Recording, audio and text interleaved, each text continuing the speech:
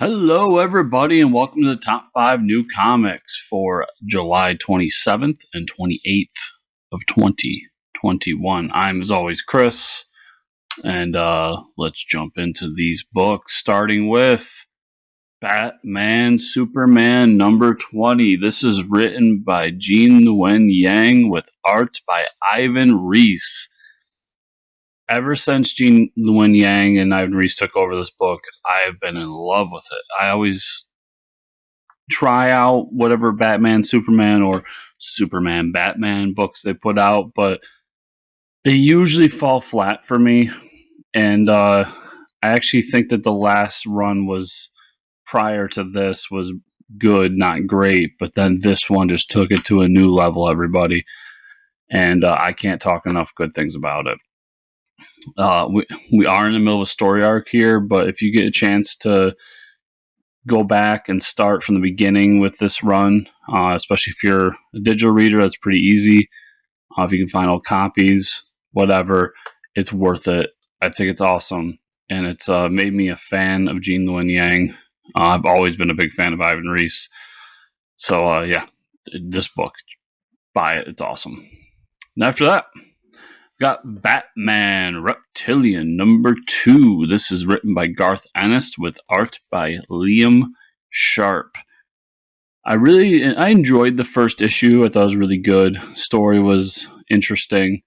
I like Garth's version of Batman. Kind of the guy who a little bit tougher, a little bit more like don't fuck with me kind of Batman. But what really drew the whole book together was Liam's art in this issue, where he's decided to paint the whole series, and it just adds a new level. And it's not, a lot of people think painted art, they think Alex Ross, and this is not a slight on Liam in any sort, but it's not that ultra realistic painted style. He's definitely still got a unique style to it, and it adds a creepiness. It adds a horror element to it that really makes Gotham seem like this place that you don't want to be, and makes characters like Killer Croc seem like people you don't want to fuck with, and just adds a level to Joker that could give you nightmares. It's just phenomenal what he did with it, and all together, he put those two things together, and I think we got an awesome book. And goddamn, that cover for issue 2 is just the stuff of nightmares, and I love it. Check out Batman Reptilian. After that, I've got Infinite Frontier number 3. This is written by Joshua Williams with art by Art-Xermonica. I've been pleasantly surprised with Infinite Frontier. I went into it being like, okay, 6 issues to kind of get through and see where DC's going to be in a few months, move forward. But I fell in love with the first issue. It's got these great moments throughout it, these just set piece moments and really human moments that drive you through the issue. And then issue 2 did the same thing. It introduced cool concepts. There's definitely something that's going to affect the overarching DC narrative and DC universe, but what makes you really fall for the book is just the moments, the human-to-human moments throughout it. And I expect more of it in issue 3, so hopefully we get it. It's been a really fun series so far. Yeah, and Joshua Williamson, man, he's blasting off. He's just phenomenal. After that, we're going to go to Marvel for a little bit with Amazing Fantasy number 1. This is written and drawn by Art-Kaare Andrews. So, as a big Marvel fan, there's things for any fandom, words that spark interest. DC, when you say crisis, people light up and go, okay, what are we doing with this crisis?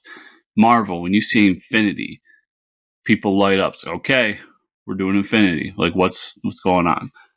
An underrated title in comics history, and more specifically Marvel history, is Amazing Fantasy.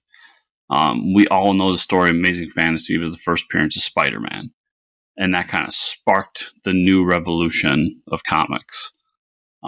In terms of popular demand, I know Fantastic Four and that whole story, but Amazing Fantasy was the one that did it. And for the first time in a long, long time, Marvel has said, let's do another Amazing Fantasy book. And they gave it to this creator who, I'm not going to lie, I'm not familiar with, but the concept he was given.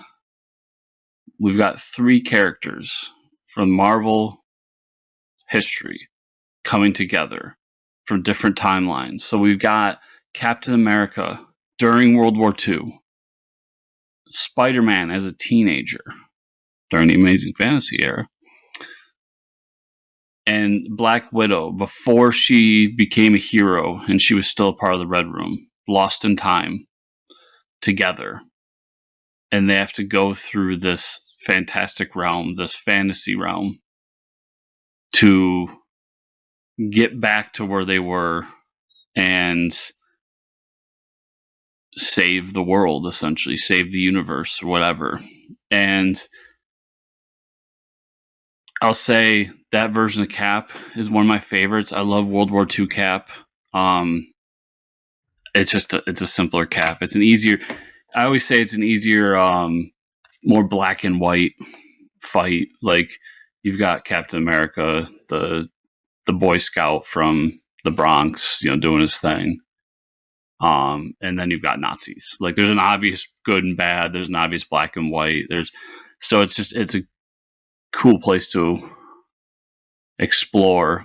Red Room Black Widow is a fun era that I'm not super familiar with Black Widow. So it'll be fun to see more of what that character is then. And then Teenage Spider-Man, like, that's why we all love Miles. And it's funny that Marvel doesn't get that like, Miles is popular for a multitude of reasons. Like, Miles is just a great character. He's got a great background. He's doing cool things, and like the suit's awesome. But it's also the fact that he's still a teenager. He's a kid. And those are the fun stories of Spider-Man we enjoy. So that's probably my favorite version of Peter as well, is like teenage Peter. And then you go back to MC2 with Spider-Girl. Like, that was popular for a reason. There's a connection here that nobody's able to put together. So this book just sounds awesome. I really look forward to it, and hopefully all of you are picking it up. And it's a 5-issue series, so we're not going to go on for a too long of a time here, but it just looks like a good time. And God, that cover is awesome. Just awesome. So let's end it with Barbaric, number 2. This is written by Michael Moreci with art by Nathan Gooden. Guys, Barbaric number 1 was awesome. There was, obviously, we're introduced to this new world in Barbaric number 1. We get a little bit of the backstory, what happened, blah, blah, blah. But Moreci gets right into the conflict, right into the action, gets us into a place where, like, this is what this character is and what he's doing now. And ends it in a place where we've got a whole new conflict and we've got a whole new story that we're going with. So I really love that first issue. I thought it was a great introduction to everything, and I hope he can keep that momentum going with this one.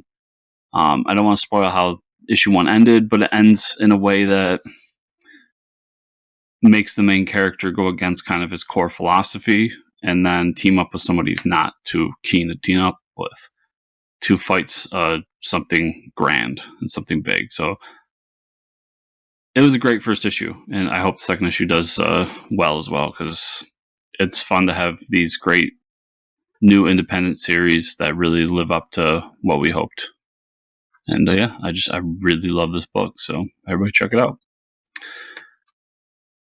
So that's it for our top 5, everybody. Remember, if you are watching this, to give us a thumbs up down below if you're enjoying the videos, subscribe to the channel, and hit the bell notification button so you can keep getting our videos. And we've got a great lineup this week. Of course, we got the podcast that's on video and audio, but you can get it on the YouTube as the video, where we're going to have Leanna Kangas, who's done a bunch of work around the industry. and is doing some for Star Wars Adventures right now.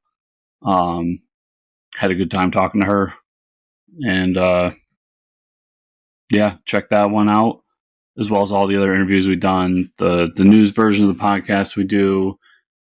We do a lot of cool stuff, and I hope you guys are enjoying it. So make sure to check all that out.